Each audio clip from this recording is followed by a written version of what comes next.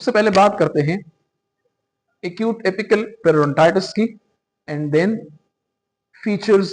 सबसे पहले डिस्कस करते हैं clinical feature, step by step discuss करेंगे बात। सही है। इसकी सबसे मेजर प्रेजेंटेशन जो है वो पेन है। सही है। और जिस दांत में पेन होगी, जिस टूथ में पेन होगा, तो उस टीथ में या उस टूथ में स्पेसिफिकली तीन चीजें और भी साथ होगी। एक तो उसमें केरीज, एक उसमें डिस्कलरेशन और एक उसमें फ्रैक्चर। ये तीन चीजें जो हैं ये उस एसोसिएटेड टीथ में होगी जिस टीथ में आपको पेन फील होगा। समझ में आई बात। ये बाकी सब डिजीज में भी होती है और डेंटिस्ट्री में इसलिए हम डिफरेंशियल डायग्नोस पे बहुत ज्यादा फोकस करते हैं। क्यों? क्योंकि it may be the clinical features of multiple disease, लेकिन स्टेप बाय स्टेप जैसे ही हम आगे जाते हैं तो डिफरेंशियल डायग्नोस की तरफ जाते हैं। कुछ डिजीज को एक साइड पर रखते हैं, कुछ डिजीज को दूसरे साइड पर रखते हैं। दूसरी इसमें मेजर एक आप क्लिनिकल फीचर कह सकते हैं, वो होती है टेंडरनेस। टर्म सुना है?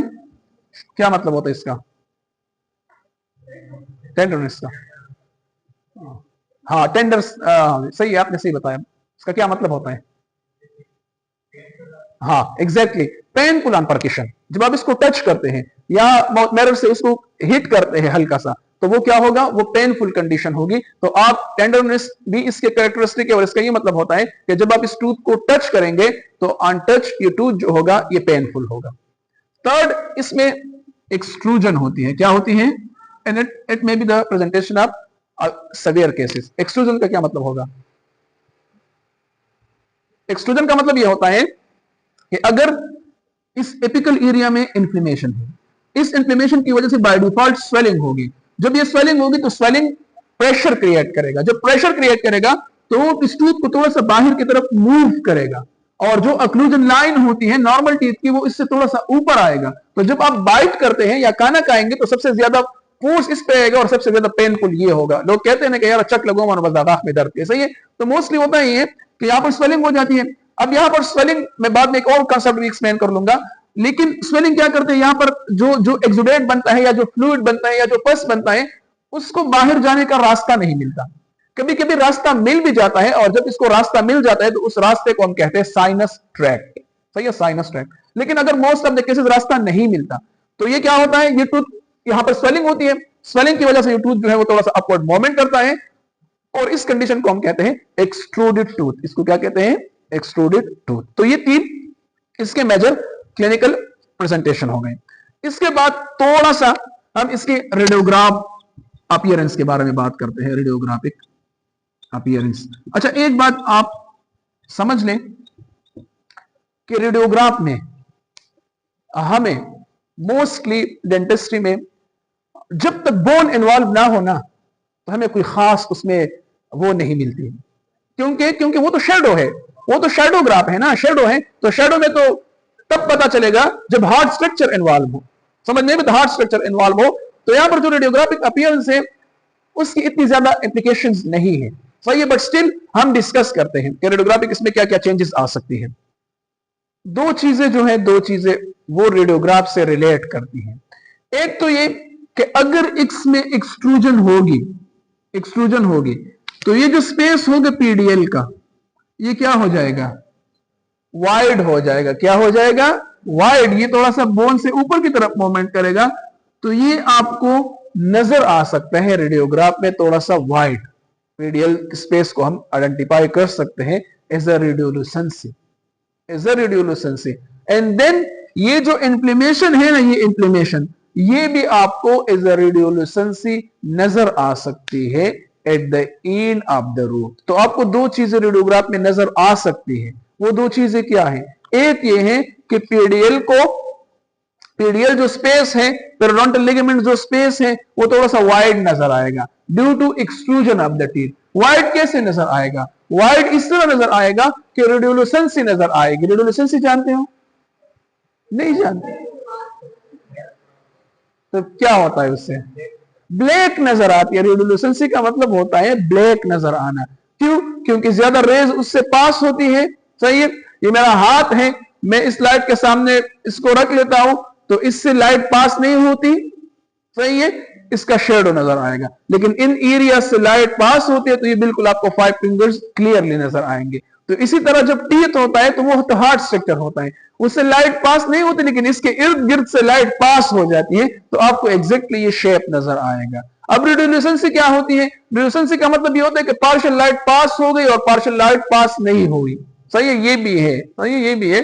तो भाई वो थोड़ा सा आपको ब्लैक नजर आएगा, थोड़ा सा वो उसकी अपीयरेंस जो होगी उसको हम कहते हैं ग्रे, डार्क ग्रे, या इसी तरह आप उसको कह सकते हैं, कंप्लीट ब्लैक भी नहीं लेकिन ब्लैकनेस उसमें नजर आएगी, तो इसको हम कहते हैं रेडियोल्यूसेंसी। तो दो चीजें हैं, पीडियल स्पेस को आपने आइडेंटिफाई करना है, वो वाइड होगा थोड़ा सा, एंड देन दूसरी बात जो होगी वो रेडियोल्यूसेंसी होगी at the apex of the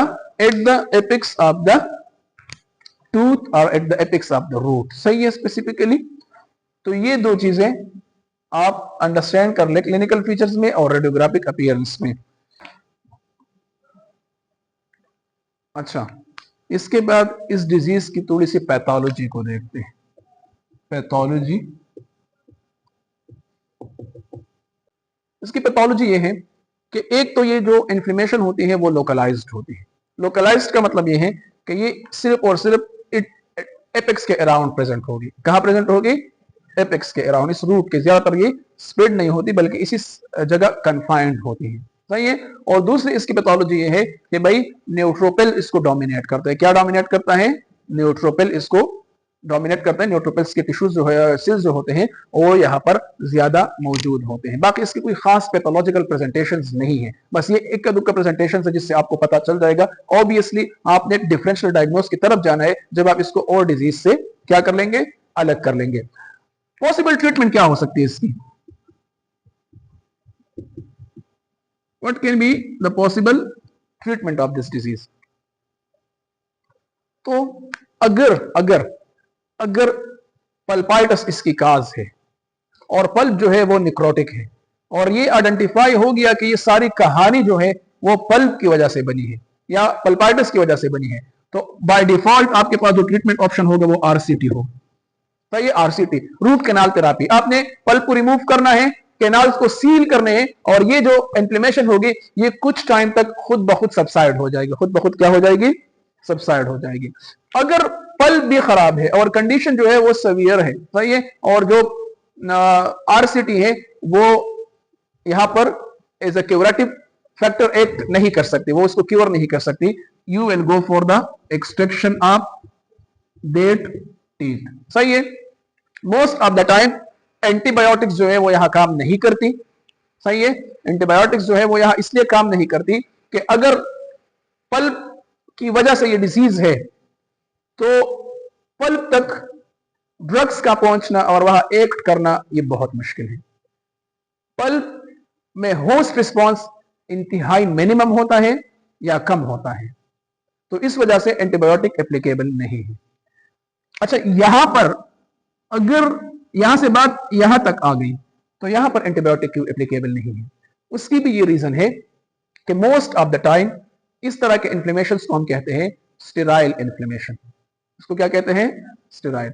ये तो बैक्टीरिया स्टार्ट कर लेता है लेकिन फर्दर इसको प्रोसीड नहीं करता, फर्दर ये खुद ब खुद प्रोसीड हो रहा है, समझ में? खुद ब खुद प्रोसीड हो रहा है। बैक्टीरिया तो जैसे ही पल्प खत्म हो गया, निक्रोटिक पल्प, तो वैसे ही बैक्टीरिया खत्म हो गई, बैक्टीरिया की बात। लेकिन इसको हम कहते हैं, इसकी पैथोलॉजी में बहुत टेक्निकल टर्म भी यूज होता है, सही है, सेल्फ परफ्यूटिंग। इसको हम क्या कहते हैं? सेल्फ परफ्यूटिंग। सेल्फ परफ्यूटिंग का मतलब ये होता है कि अब ये डिजीज को एटियोलॉजिकल फैक्टर की जरूरत नहीं है, एटियोलॉजिकल फैक्टर ने इसको इग्नाइट किया, स्टार्ट किया, आगे ये खुद ब खुद जो है वो स्प्रेड होगी अदर टिश्यूज तक, सही है। तो एंटीबायोटिक यहां पर वो एक्ट नहीं कर सकती। पॉसिबल सीक्वील क्या हो सकती है? सीक्वील जानते हो? सीक्वील का मतलब यह है कि अगर आपने इस डिजीज को इस स्टेज पे क्योर नहीं किया, आपने इस डिजीज की ट्रीटमेंट नहीं की, आपने इस डिजीज की क्या नहीं की? ट्रीटमेंट नहीं की, तो what possible complication can occur? कौन सा ऐसा पॉसिबल कॉम्प्लिकेशन है जो इस डिजीज से बन सकते हैं? तो दो तरह के डिजीज है, याद रखें, दो तरह के डिजीज हैं जो इस एक्यूट एपिकल पेरियोडोंटाइटिस से आगे क्रिएट होंगे। है chronic apical granuloma, chronic apical granuloma, and then दूसरा है डेंटो अल्व्यूलर एब्सेस। मैंने दो डिजीज क्यों कहे, व्हाई नॉट वन? उसकी रीजन ये है कि depend upon host response, depend upon host response. अब तक मैंने होस्ट रिस्पॉन्स का कोई रोल जो है इस डिजीज में डिस्कस नहीं किया, लेकिन इसके बाद जो भी अगर मैं डेंटो अल्व्यूलर एब्सेस स्टार्ट करता हूं या एपिकल ग्रेनुलोमा स्टार्ट करता हूं, इसकी सीक्वेंस पे स्टार्ट करूंगा, इसकी सीक्वेल में स्टार्ट करूंगा ना, इसको हम आगे प्रोसीड करेंगे तो वही डिजीज स्टार्ट करेंगे ना। तो वहां पर सबसे पहले मैं ये डिस्कस करूंगा कि what is the role of host response और what is the mechanism of host response in all these disease, periodontal disease.